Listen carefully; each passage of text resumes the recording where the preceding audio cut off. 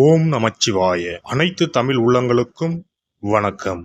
நிகழும் ஸ்ரீ மங்களகரமான குரோதி ஆண்டு நவம்பர் மாதம் 16ஆம் தேதி சனிக்கிழமை அன்று பிரதமை திதியில் கிருத்திகை நட்சத்திரத்தில் வரியான் நாமயோகத்தில் பாலவம் கர்ணத்தில் அமிர்தயோகம் கூடிய நன்னாளில் இந்த மகத்தான கார்த்திகை மாதம் பிறக்கிறது. கார்த்திகை மாதம் என்றாலே ஐயப்பனுக்கு விரதம் ஆரம்பிக்கக்கூடிய காலகட்டம் ஆகும். மற்ற எந்த மாதத்திற்கும் இல்லாத தனிச்சிறப்பு கார்த்திகை மாதத்திற்கு உண்டு. இந்த கார்த்திகை மாதத்தில்தான் மழை, வெயில், பனி ஆகிய அனைத்தும் கலந்த காலநிலை நிலவும். கார்த்திகை மாதத்தில் கார்த்திகை தீபம், சோமவார விரதம், உமா மகேஸ்வர விரதம், கார்த்திகை ஞாயிறு விரதம், கார்த்திகை விரதம், விநாயகர் சஷ்டி விரதம், முடவன் முழுக்கு, கார்த்திகை மாத வளர்பிறை, துவாதசி, துளசி கல்யாணம் போன்ற வழிபாடுகள் மேற்கொள்ளப்படுகின்றன. சூரிய பகவான் விருச்சிக ராசியில் சஞ்சரிக்கக்கூடிய கார்த்திகை மாதத்தில் சூரிய புதன் சேர்க்கையால் புதாதித்ய ராஜயோகமும், சூரியன் குரு எதிரெதிர் ஸ்தானத்தில் சஞ்சரிக்கும் போது சம சப்தம யோகமும், சூரியனுக்கு தனஸ்தானத்தில் சுக்கிரனின் அமைப்பால் வேசி யோகமும் உருவாகிறது. இந்த கிரக அமைப்பினால் உங்கள் ராசிக்கு இம்மாதம் ஏற்படும் சுபம் மற்றும் அசுப பலன்கள் என்ன என்பதனையும், அசுப பலன் ஏற்படுமாயின் ராசிக்காரர்கள் செய்ய வேண்டிய பரிகாரம் என்ன, வழிபட வேண்டிய தெய்வம் யார் என்பதனை பற்றியும் விரிவாக காண்போம். பிறக்கப் போகும் இம்மாதத்தில் உங்கள் வாழ்வில் வளமும் நலமும் செல்வ செழிப்பும் பெற்று வாழ்வில் உயரிய நிலையை அடைய எல்லாம் வல்ல எம்பெருமானை வேண்டி விரும்பி கேட்டுக்கொள்கிறேன். விருச்சிக ராசி அன்பர்களே, இந்த மாதம் வரவுக்கு ஏற்றாற் போல செலவுகள் இருக்கும். சில தடைகள் ஏற்பட்டாலும் சாதகமான பலன் வரும். விரும்பியது கிடைக்கும். அதே நேரத்தில் அதற்காக கூடுதலான முயற்சிகள் மேற்கொள்ள வேண்டியிருக்கும். பயணத்தில் தடங்கல்கள் ஏற்படலாம். மனதில் ஏதாவது ஒரு கவலை இருந்து கொண்டே இருக்கும். வாய்க்கு ருசியான உணவுகள் கிடைக்கும். உடல் ஆரோக்கியத்தில் மட்டும் கவனம் தேவை. வீண் செலவுகள் உண்டாகலாம். தொழில் வியாபாரத்தில் லாபம் குறையும். பணவரத்து சீராக இருக்கும். ஆர்டர்கள் வருவது தாமதப்படும். வாடிக்கையாளர்களிடம் அனுசரித்து செல்வது நல்லது. வியாபாரத்தில் இதுவரை இருந்து வந்த போட்டிகள் குறையும். உத்தியோகத்தில் இருப்பவர்களுக்கு வீண் அலைச்சல் ஏற்படும். சக ஊழியர்களிடம் இருந்து வந்த மன வருத்தங்கள் நீங்கும். மேல் அதிகாரிகள் சொன்ன வேலையை செய்து முடிப்பதில் ஆர்வம் காட்டுவீர்கள். குடும்பத்தில் வீண் குழப்பம் ஏற்பட்டு நீங்கும். வாழ்க்கை துணையின் பேச்சை கேட்டு செயல்பட வேண்டி இருக்கும்.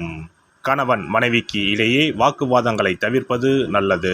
பிள்ளைகளுடன் அனுசரித்து செல்வது நல்லது. உறவினர்கள் நண்பர்கள் மூலம் கிடைக்கும் உதவிகள் தாமதப்படும். பெண்களை பொறுத்தவரை கூடுதலாக செய்யும் முயற்சிகள் மூலம் விரும்பியபடி காரியத்தை செய்து முடிப்பீர்கள். உடல் ஆரோக்கியத்தில் கவனம் தேவை. கலைத்துறையினரை பொறுத்தவரை வேலை தவறி உணவு உண்ணும்படி நேரலாம். தொழிலில் திடீர் போட்டிகள் இருக்கும். வீண் வார்த்தைகளை பேசுவதை தவிர்ப்பது நல்லது. மனம் நிறைவடைவதற்காக கூடுதலாக உழைக்க வேண்டியிருக்கும். அரசியல் துறையினருக்கு அதிகம் பணியாற்றுவதால் உடல் சோர்வடைய நேரலாம். வீண் பேச்சுக்களை தவிர்ப்பது நல்லது. எடுத்துக்கொண்ட வேலைகளில் ஏதாவது வேண்டாத பிரச்சனைகள் தலை தூக்கலாம். மாணவர்களுக்கு எதிலும் எச்சரிக்கையுடன் ஈடுபடுவது நல்லது. கல்வியில் வெற்றி பெற கூடுதல் கவனம் தேவை. நட்சத்திர பலன்கள்.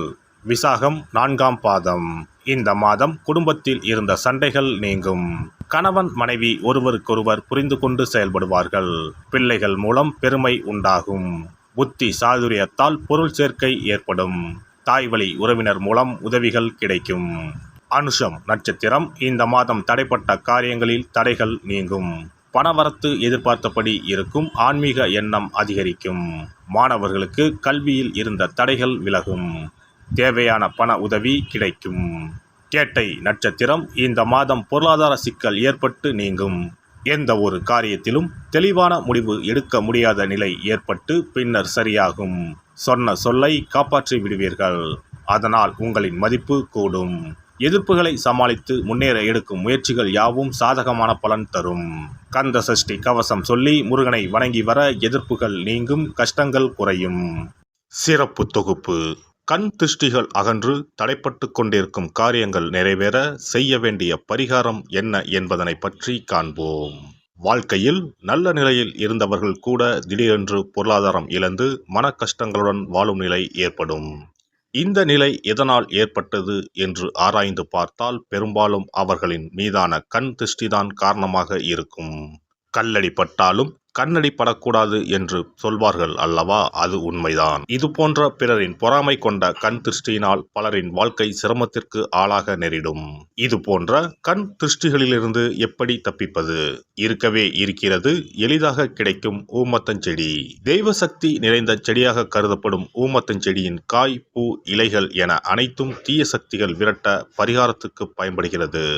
பொதுவாக ஊமத்தம் காய்க்கு கெடுதலை அகற்றக்கூடிய சக்தி உண்டு. நம் வீட்டில் உள்ள எதிர்மறை சக்தியை அகற்றுவதற்கு ஊமத்தங்காய் தீபம் சிறந்த பரிகாரமாகிறது. தெய்வீக மகத்துவம் நிறைந்த ஊமத்தங்காய் மற்றும் பூவையும் எடுத்துக்கொள்ளுங்கள். வீட்டுக்கு அருகில் இல்லை என்றால் நாட்டு மருந்து கடைகளில் கிடைக்கும்.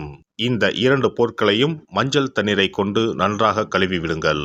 சிறிது நேரம் அவற்றிலுள்ள ஈரம் போக ஆறவிட்டு பிறகு அவற்றை ஒரு மஞ்சள் துணியில் குலதெய்வத்தை வேண்டி ₹1 நாணயத்தோடு சேர்த்து முடிந்து வீட்டின் நிலைப்படியில் கட்டி தொங்க விடுங்கள். இந்த முடிச்சை வெள்ளிக்கிழமை அல்லது ஞாயிற்றுக்கிழமைகளில் தயார் செய்து வாசல் படியில் கட்டுவது சிறப்பு. தினமும் வீட்டில் தீபம் ஏற்றி காண்பிக்கும் போது இந்த முடிச்சுக்கும் காண்பிக்கவும்.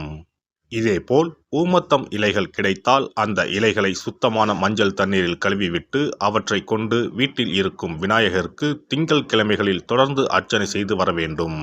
ஊமத்தம் பூவையும் விநாயகருக்கு சூட்டலாம். 3 வாரங்கள் தொடர்ந்து திங்கள் கிழமைகளில் விநாயகருக்கு ஊமத்தை இலையால் அர்ச்சனை செய்து ஊமத்தம் பூவை சூட்டி வழிபட்டால் வீட்டில் உள்ள கெட்ட சக்தி நடமாட்டம் மற்றும் கண் திருஷ்டிகள் தீரும். ஊமத்தம் செடியும் சிவபெருமானுக்கு உகந்த இலை ஆகும். இந்த ஊமத்தங்காய் வைத்து சிவபெருமானுக்கு தீபம் ஏற்றி வழிபடுவதன் மூலம் நமது பிரச்சனைகளில் இருந்து எளிதாக விடுபட முடியும். முதலில் 2 ஊமத்தங்காய்களை எடுத்துக்கொள்ள வேண்டும்.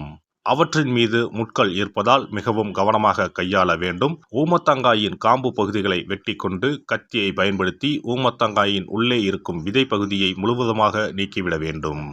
பின்னர் 2 அகல் விளக்குகள் மற்றும் விளக்கு வைப்பதற்கான 2 தட்டுகளை எடுத்து சுத்தம் செய்து அவற்றிற்கு மஞ்சள் குங்குமம் போட்டு வைத்துக் கொள்ள வேண்டும். பின்னர் 2 தட்டின் மீதும் ஒவ்வொரு அகல் விளக்கை வைத்துக் கொள்ள வேண்டும். அதன் பிறகு எப்போதும் பூஜை செய்வதற்கு வைப்பது போன்ற வெத்தலைப்பாக்கு, பழம் போன்றவற்றை வைத்துவிட்டு 2 விளக்குகளையும் ஏற்றி சிவபெருமானை மனதார வேண்டிக் கொள்ள வேண்டும். எனக்கு இருக்கும் பிரச்சனைகள் அனைத்தும் தீர்ந்து இன்பமான வாழ்க்கை கிடைக்க வேண்டும் என வேண்டிக் கொள்ள வேண்டும். இந்த பூஜையை வெள்ளிக்கிழமை அன்று தொடங்கினால் தொடர்ந்து 9 வெள்ளிக்கிழமைகள் செய்ய வேண்டும். ஊமத்தங்காயின் மீது எவ்வாறு முட்கள் இருக்கிறதோ அதுபோல நமது வாழ்க்கையில் இருக்கும் முட்கள் போன்ற பிரச்சனைகளை அவை தீர்த்து வைக்கின்றன. இந்த பூஜையை நாம் தொடர்ந்து செய்து வருவதால் நம் மீது இருக்கும் கண் திருஷ்டிகள் அகன்றுவிடும். தீராத துயரங்கள் தீர்ந்துவிடும். பணம், நகை நம்மிடம் பெருகி வரும். சிலருக்கு கையில் சுத்தமாக பணம் இருக்காது. வறுமை தாண்டவமாடும். கடன் தொல்லையால் கஷ்டப்படுவார்கள். பண பிரச்சனையில் சிக்கி கொண்டிருப்பவர்கள் இந்த தீபத்தை ஏற்றினால் 3 வாரங்களில் நல்ல பலனை பெற முடியும். தொழிலில் நல்ல முன்னேற்றம் இருக்கும். கடன் பிரச்சனைகள் தீரும். உறவினர்களிடையே பகைமை இருந்தால் அவையும் மறைந்துவிடும். நோய்வாய் உள்ளவர்கள் இந்த தீபத்தை ஏற்றுவதன் மூலம் நல்ல பலனை பெற முடியும். பொதுவாகவே எந்த பரிகாரம் என்றாலும் அதை முழு நம்பிக்கையுடன் செய்தால் மட்டுமே முழு பலன் கிடைக்கும் என்பதை நினைவில் கொள்ளுங்கள். எல்லாம் வல்ல இறையருளால் நீங்களும் உங்கள் அன்பு குடும்பமும் உடல் நலம், நீலாயுள், நிறை செல்வம், உயர் புகழ், மெய்ஞானம் ஓங்கி வாழ்க வளமுடன். இந்த வீடியோ பதிவு உங்களுக்கு பிடித்திருந்தால் லைக் பண்ணுங்க, கமெண்ட் பண்ணுங்க, ஷேர் பண்ணுங்க. மறக்காம சப்ஸ்கிரைப் பண்ணுங்க. பக்கத்துல இருக்கிற பெல் பட்டனை கிளிக் பண்ணுங்க. நன்றி, வணக்கம். ஓம் நமச்சிவாய. சிவாய நம.